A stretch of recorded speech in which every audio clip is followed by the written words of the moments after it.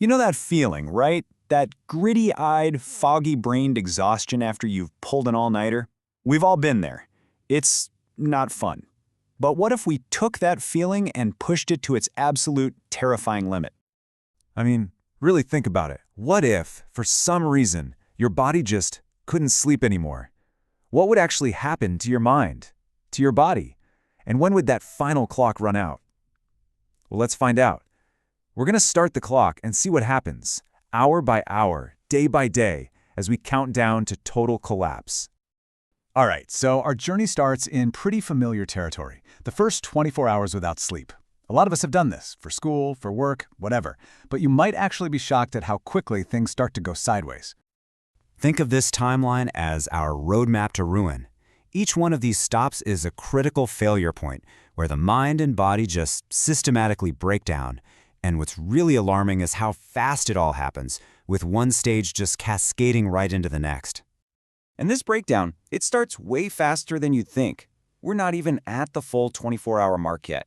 Just 17 hours after you last slept, your brain's performance is already as impaired as someone with a blood alcohol level of 0.05%. You are, for all intents and purposes, cognitively drunk. So here's what's actually going on inside your head. The prefrontal cortex, the CEO of your brain, the part that handles judgment and good decision-making, it just starts to slow way, way down. It's like trying to run the latest, most complex software on a computer from 1998 that's about to overheat. So what does that feel like? Well, your memory starts to get spotty. You can't focus, and your body is just flooding itself with the stress hormone cortisol. Your immune system takes a massive hit. But here's the scariest part. Your judgment is so shot that you don't even realize how badly you're messing up. But look, that's just day one. After 2 full days without any sleep, we cross over a threshold into a much weirder, much more dangerous place. A place where the walls of reality itself start to, well, bend. This is the point where your brain basically says, okay, I've had enough, and it starts to force shutdowns. They're called microsleeps. For just a few seconds at a time, you're just gone. And yeah, a few seconds might not sound like a big deal, but if you're behind the wheel of a car, those few seconds can be absolutely fatal. And this is where things get truly bizarre. See, your brain is so desperate for REM sleep, that's the dream phase, that it finds a pretty terrifying workaround.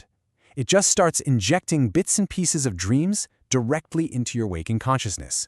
You are, quite literally, starting to dream with your eyes open. And that leads to this horrifying cascade of symptoms.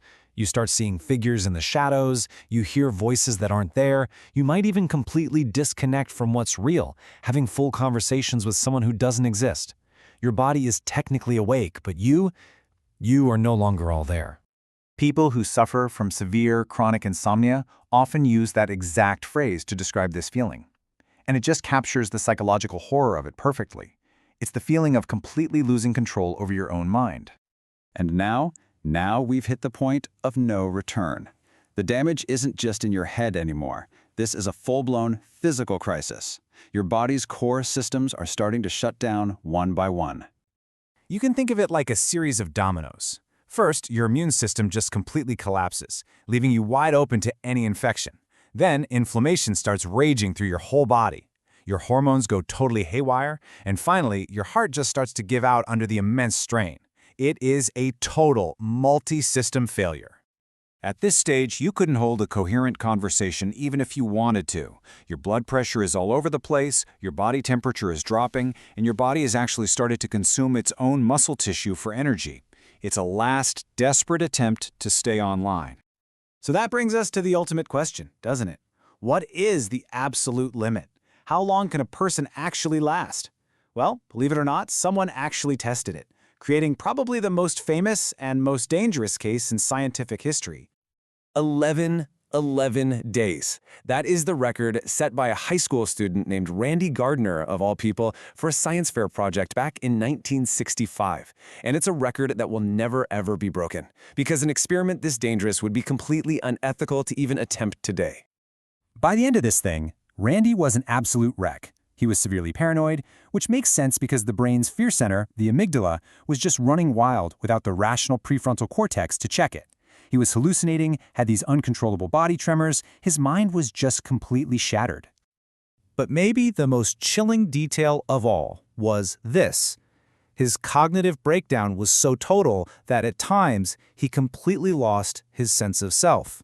He literally could not remember who he was. So, based on Randy Gardner's case and other animal studies where rats die after about 11 to 14 days, the scientific consensus is pretty clear. The absolute limit for human survival without sleep is probably somewhere between 10 and 15 days. But the real takeaway is that your mind would have completely fallen apart long before your body finally gave out. So, after this whole grim journey, what's the big lesson? What makes sleep so absolutely, fundamentally non-negotiable for our survival? Well, the simple truth is that sleep isn't just some passive rest state. It's an active and critical process. While you're sleeping, your body is working overtime. It's regulating your temperature, it's recharging your immune system, it's balancing your metabolism, and it's performing all the essential maintenance that allows your brain to function at all. And really, that brings us to the core truth of it all. Sleep isn't an optional pause button on life. It is, like it says here, mandatory maintenance for your very existence. So, the next time you're tempted to burn the midnight oil, just remember this countdown. And remember exactly what's at stake.